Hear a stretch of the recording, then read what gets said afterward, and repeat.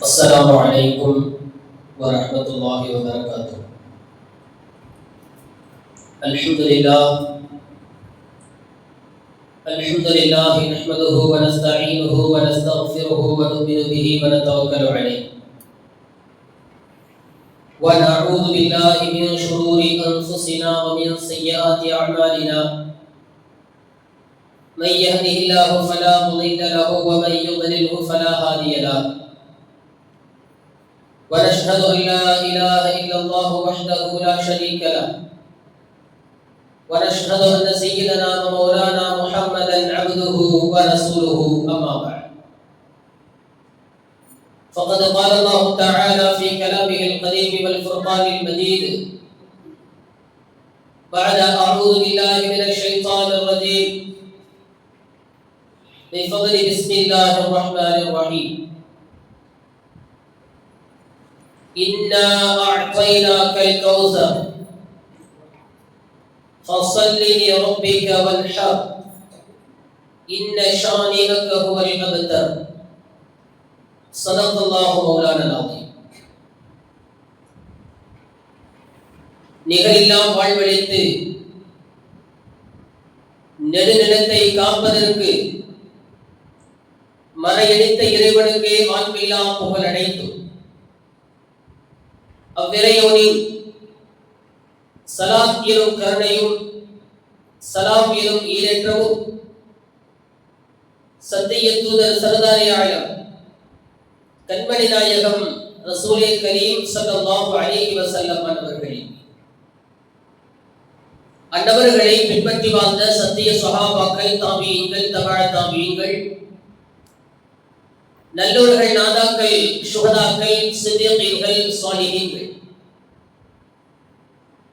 குறிப்பாக நம் அனைவர்களின் மீதும் என்றென்றும் உண்டாவதாக ஆமீன் யா ரப்பல் ஆலமீன்.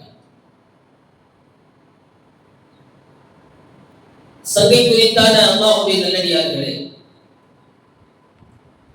அல்லாஹ் ஜல்ல ஷானஹு வ தஆலா நமக்கெல்லாம் ஈமானை, இஸ்லாத்தை நசீபாக்கி கண்மணி முஹம்மது ரசூலுல்லாஹி ஸல்லல்லாஹு அலைஹி வஸல்லம் அவர்களின் உம்மத்தினர்கள் என்கிற பெரும் பாக்கியத்தையும் அல்லாஹ் நமக்கு தந்திருக்கிறார். அல்ஹம்துலில்லாஹ்.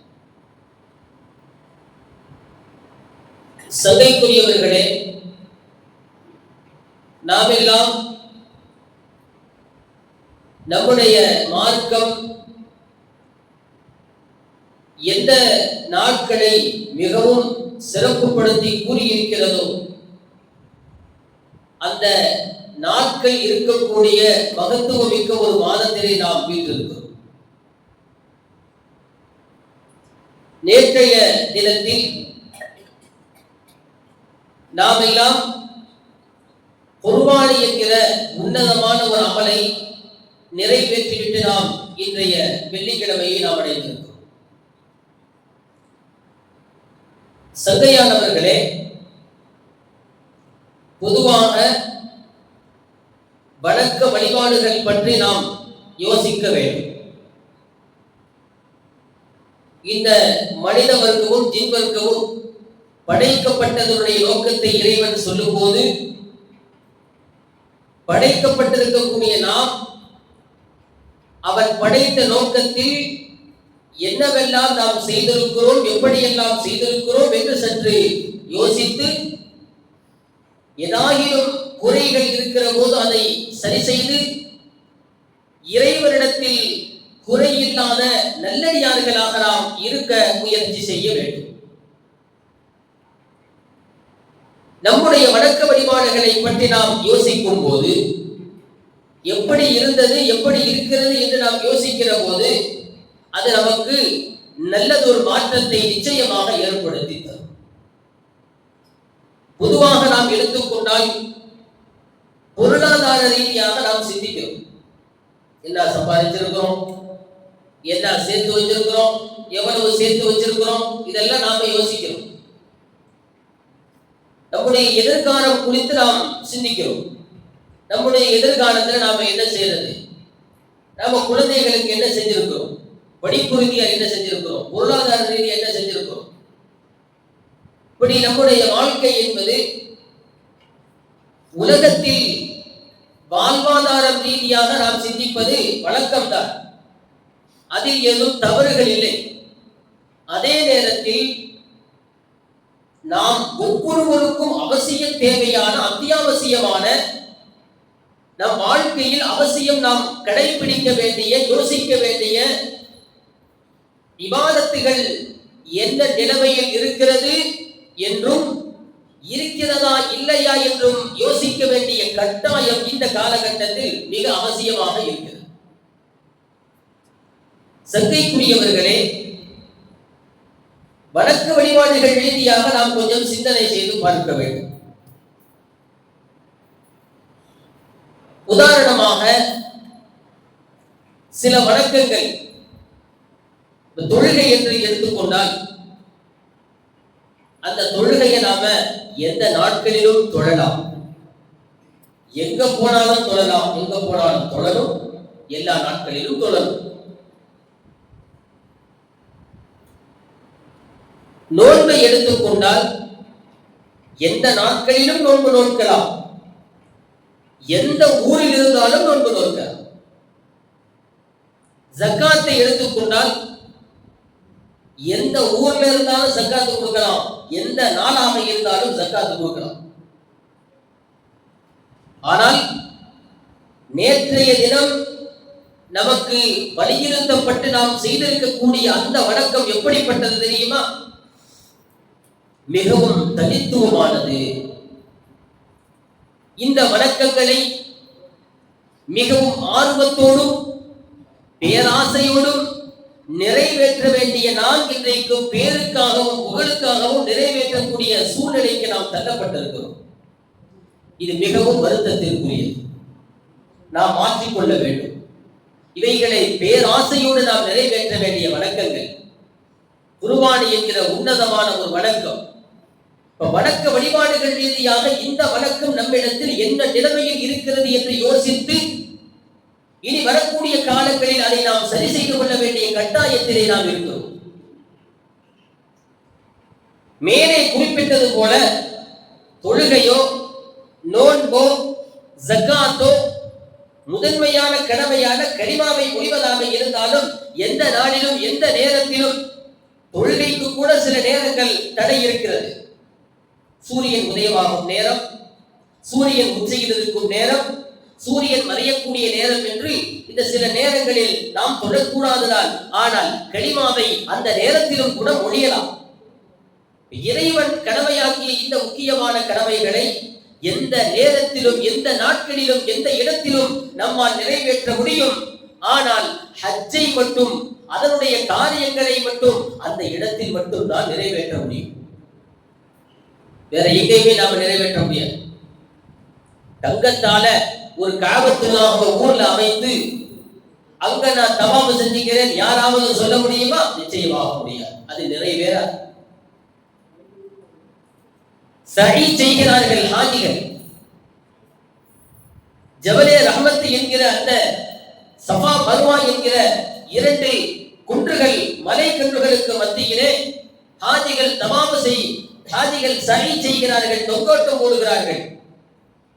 இந்த வணக்கத்தை நாம ஒரு ஊர்ல பசுமையான அந்த இடத்துல நான் சஹீ செய்கிறேன் என்று யாரும் செய்ய முடியாது. அந்த இடத்துல தான் செய்ய முடியும். அரபா மைதானம் என்று ஒரு மைதானத்தை அமைத்து அரபா என்று தங்க முடியாது. மீனா குடாரம் அமைத்து மீனா என்ற ஒரு இடத்தில் நாம் மீனாவில் தங்க முடியாது. முஸ்தலிஃபா என்று நாம் நம்ம ஊர்ல ஒன்றை தயாரித்து நாம் அங்க தங்க முடியாது. ஒரு கட்டிடத்தை ஷைத்தானுக்கு கல்லெறிவதாக கட்டி அங்க உள்ள மாதிரியே கட்டி நாம இங்க கல்லெறிந்தாலும் ஷைத்தானுக்கு கல்லெறிவதாக ஆகாது. மிகவும் தனித்துவமான வணக்கங்கள் அந்த இடத்தில் மட்டுமே நிறைவேற்ற முடியும். நமக்கு என்ன இருக்கு அதுல? நாம இதை கொண்டு என்ன சிந்திக்க வேண்டும்? இப்போ அந்த நன்மையான காரியங்களை குறித்து நாமும் செய்வதற்கு உருப்படுவதற்காக அந்த சிந்தனைகளோடு நாம் இங்கே இருக்க முடியும். நாமளும் ஹஜ்ஜி செய்யணும், நாமளும் தவாஃப் செய்யணும், சஹீ செய்யணும், அரஃபா மைதானத்துல தங்கணும், மீனாவில் தங்கணும், முஸ்தலிஃபாவில் தங்க வேண்டும். இப்படியாக எல்லா காரியங்களை குறித்து நாம் இங்கிருந்தே யோசிக்க முடியும். அல்லாஹ்வுடைய அந்த அடையாள சின்னங்களை நினைத்து நாமும் இங்கே யோசிக்க முடியும். அது குறித்து நாம் அந்த இபாதத்துகளை செய்வதற்கு நாம் முயற்சிகளை மேற்கொள்ள முடியும். சென்று வந்தவர்கள் இனி வரக்கூடிய காலங்களில் இன்னும் சிறப்பாக செய்யலாம் என்கிற சிந்தனைகளை இங்கே இருந்து மேற்கொள்ள முடியும். ஹாஜிகள் செய்வதை போல நாம நிச்சயமாக செய்திட முடியாது. ஆனா ஒரு வணக்கத்தை மட்டும் இறைவன் ஹாஜிகளும் செய்வதாகவும் ஹாஜிகளும் செய்யறாங்க, நாமளும் செய்யணும். ஒரு வணக்கத்தை மட்டும் இறைவன் அங்கே செய்பவர்களோடு கூட்டாக்கி வைத்திருக்கிறார், இணைத்து வைத்திருக்கிறார். அது என்ன அமல் தெரியுமா? ஹாஜிகளும் செய்யலாம், நாமளும் செய்யலாம். யாராவது சொல்லுங்க. குர்பானி. மாஷா அல்லாஹ்.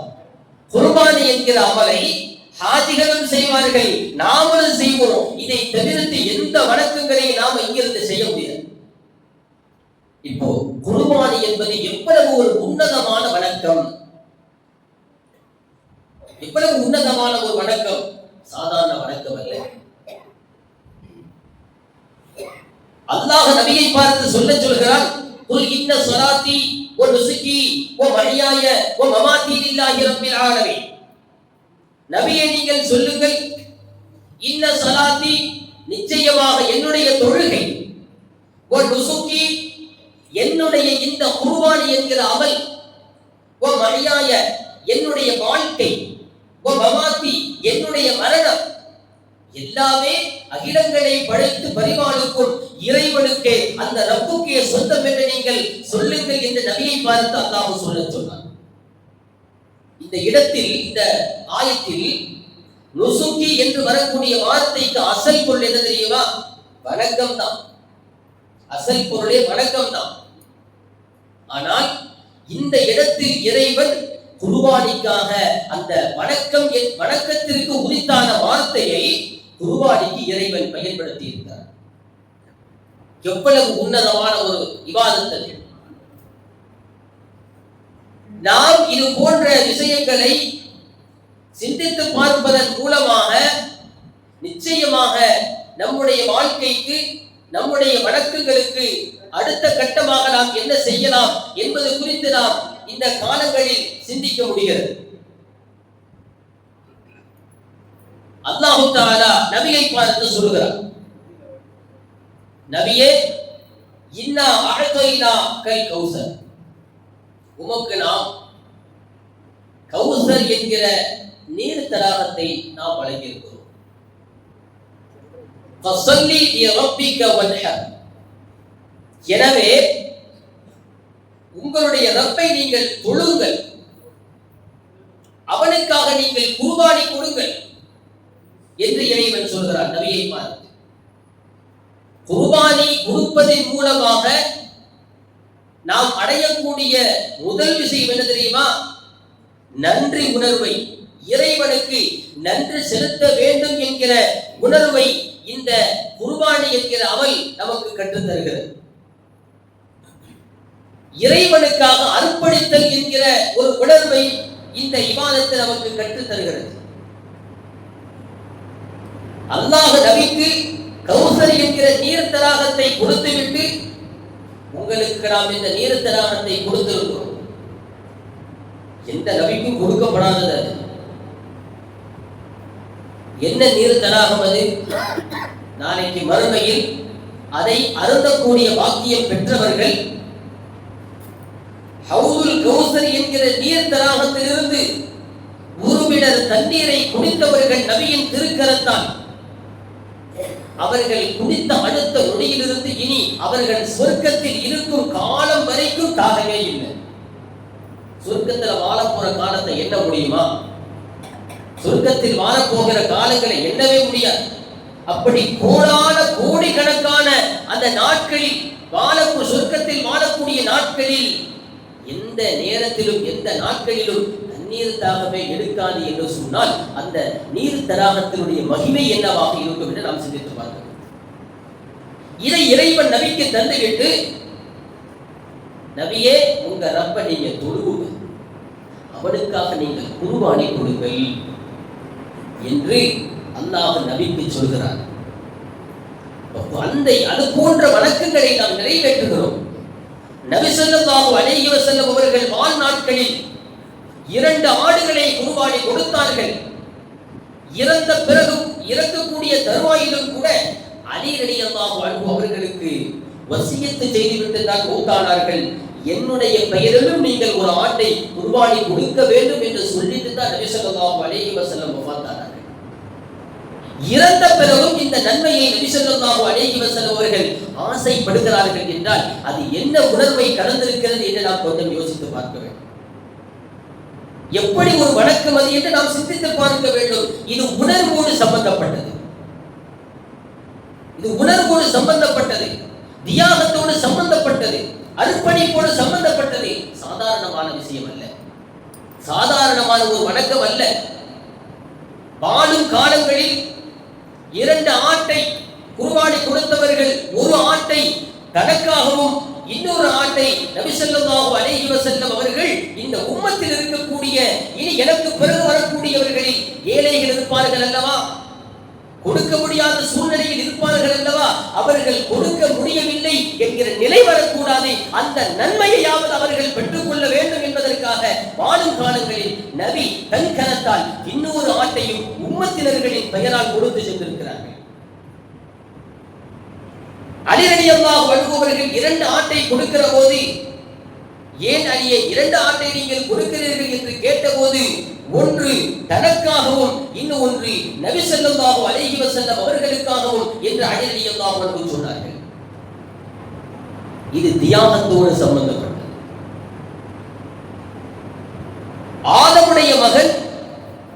ஆதமுடைய மகன் துல்ஹஜ் மாதத்தின் 10வது நாளில் நிறைவேற்றக்கூடிய இந்த அமலை விட உயர்ந்த அமல் எதுவுமே இல்லை என்று நபி ஸல்லல்லாஹு அலைஹி வஸல்லம் அவர்கள் சொன்னார்கள்.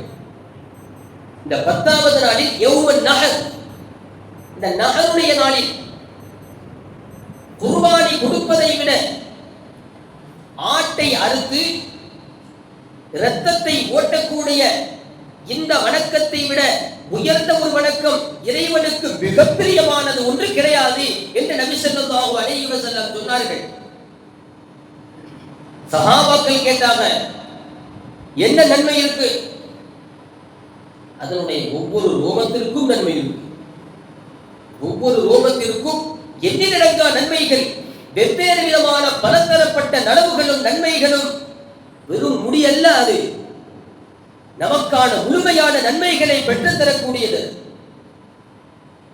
வார்த்தை ஹதீஸில் பார்க்கிற போது சாதாரணமாக தெரியும். தம்பி பேசிட்டு இருக்காதீங்க, கவனிங்க, பயான கவனிங்க, ஏன் பேசிட்டு உட்கார்ந்துருக்கீங்க? இது உணர்வோடு சம்பந்தப்பட்டது, வெறும் முடியல்ல, அது எல்லாமே நன்மைகள், எல்லாமே நாளைக்கு மறுமையில நமக்கான நன்மைகளாக வந்து நிற்கக்கூடியது. சாதாரண வார்த்தையாக சொன்னார்கள் என்று நாம் நினைத்து பார்க்க கூடாது. இப்போ அல்லாஹ் நமக்கு கொடுத்தவற்றில் நாம் அதை அழகாக பராமரித்து பாதுகாத்து, இந்த குர்பானியை அல்லாஹ்வுக்காக நாம் கொடுக்கிற போது நம் கண்களில் இருந்து கண்ணீர் வர வேண்டும், நாம் அழ வேண்டும். அந்த உணர்வை தான் இறைவன் எதிர்பார்க்கிறான். இந்த உணர்வை வெளிப்படுத்தக்கூடியவர்களாக இன்றைக்கு நாம இல்லை. நாளைக்கு குர்பானி கொடுக்க போறோம், 10வது நாள் நாளைக்குன்னா முதல் நாள் மகரிபில தான், அந்த நைட்ல தான் என்ன செய்யறோம், எல்லாம் போய் ஆடு பார்க்கிறோம் வாங்குறதுக்கு. காரணங்களை நாம் சொல்லக்கூடாது. முன்னமே நாம வாங்கி அழகாக பராமரித்து பாதுகாத்து இறைவனுடைய நெருக்கத்தை பெறுவதற்காக அதை நாம் இனி வரக்கூடிய காலங்களில் இதை நாம் இன்னும் சிறப்பாக செய்ய வேண்டும், இன்னும் சிறப்பாக. அப்பொழுதுதான் அதனுடைய உண்மையான நன்மைகளை நம்மால் பெற்றுக்கொள்ள முடியும். நாம் எல்லாம் குர்பானி கொடுக்கிறோம். சராசரியாக 25 கோடி முஸ்லிம்கள் இந்த நாட்டில் நாம குர்பானி கொடுக்கிறோம். 25 கோடி முஸ்லிம்கள் கொடுக்கும்போது பொருளாதார ரீதியாக எவ்வளவு பெரிய நன்மை கிடைக்கிறது தெரியுமா? ஒரு ஆட்டுக்கு 7000 ரூபாய் என்று நாம் வைத்துக் கொண்டாலும் கூட ஒரு 5000 5 கோடி மக்கள் கொடுக்கக்கூடிய அந்த 7000 25 கோடி முஸ்லிம்களில் 20% 5 கோடி முஸ்லிம்கள் 7000 ரூபாய் விகிதம் குர்பானி கொடுக்கிற போது அதுவே 35,000 கோடி வருது. நாம 7000ங்கிறது ஒரு மிக குறைந்த பணத்தை நாம வச்சிருக்கோம், கணக்கு வச்சிருக்கோம். 7000 இல்லை, அதுல டபுளா தான் இருக்கு. 70-80 கோடி ரூபாய் மதிப்பில் முஸ்லிம்கள் என்ன செய்கிறார்கள்? பொருளாதார ரீதியாக வளர்ச்சிக்காக நாட்டுக்குள்ளேயே என்ன செய்யுது? இந்த வேலை நடக்குது. ஆட்டை வாங்கி குர்பானி கொடுப்பது மட்டும், ஆட்டை அறுப்பவருக்கு கூலி. இந்த நாளில் தான் ஆட்டை அறுக்கக்கூடியவர்கள் நல்ல டபுளா காசு பார்க்குறாங்க. அதையெல்லாம் கணக்கு பண்ணி பார்த்தோம், எவ்வளவு காசு முஸ்லிம்கள் தியாகத்தை வெளிப்படுத்தும் விதமாக, உணர்வை வெளிப்படுத்தும் விதமாக காட்டுகிறார்கள். இதையெல்லாம் நாம் கொஞ்சம் யோசித்து பார்க்க வேண்டும். முஸ்லிம்கள் நாம் நமக்காக காட்டித்தரப்பட்ட இந்த வணக்க வழிபாடுகள் நம்முடைய உள்ளத்தில் உள்ளபடி இந்த குர்பானியின் மூலமாக வர வேண்டிய அர்ப்பணிப்பு உணர்வு வந்திருக்கிறதா என்று யோசிக்க வேண்டும். தியாக உணர்வு வந்திருக்கிறதா என்று யோசிக்க வேண்டும். இறைவனுக்கு நன்றி செலுத்தும் உணர்வு வந்திருக்கிறதா என்று யோசிக்க வேண்டும். நாம நல்லா மாளிகைகளை கட்டிக்கொண்டு வீட்டில் அழகான முறையில் நல்ல ஒரு நீண்ட தூக்கத்தை நாம் மேற்கொள்கிறோமா இல்லையா, அதையெல்லாம் நாம் என்ன செய்ய வேண்டும்? தவிர்த்து கொள்ள வேண்டும். நாம் விடுத்தெழ வேண்டும். இபாதத்துகள் ரீதியாக நாம் என்ன நிலையில் இருக்கிறோம், நம்முடைய வணக்க வழிபாடுகள் என்ன கணக்கில் இருக்கிறது, நாளைக்கு மறுமையில் இறைவனுக்கு முன்னால் இறைவனுடைய திருமுகத்தில் நாம் எந்த முகத்தோடு விழிப்போம், எந்த முகத்தை வச்சுக்கிட்டு நாம் அல்லாஹ் கிட்ட போறது? இதையெல்லாம் முஸ்லிம்கள் சற்று சிந்தித்து பார்க்க வேண்டும். அதைத்தான் இது போன்ற வணக்கங்கள் நமக்கு சொல்லித் தருகிறது. அல்லாஹ் ஜல்ல ஷானஹு வ தஆலா எல்லா வணக்க வழிபாடுகள் குறித்தும் சிந்தித்து வரக்கூடிய காலங்களில் சரிபடுத்தி மென்மேலும் வணக்க வழிபாடுகளை அதிகப்படுத்திக் கொள்ளக்கூடிய நன்மக்களுடைய கூட்டத்திலே அல்லாஹ் நம் அனைவர்களையும் சேர தருள் புரிவானாக. எல்லா வணக்க வழிபாடுகளையும் உயிருள்ள காலம் வரைக்கும் இறைவனை வணங்கி வழிபட்டு வாழுகிற ஒப்பற்ற நசீபை அல்லாஹ் நம் அனைவருக்கும் தந்தரல் புரிவானாக. ஆமீன்.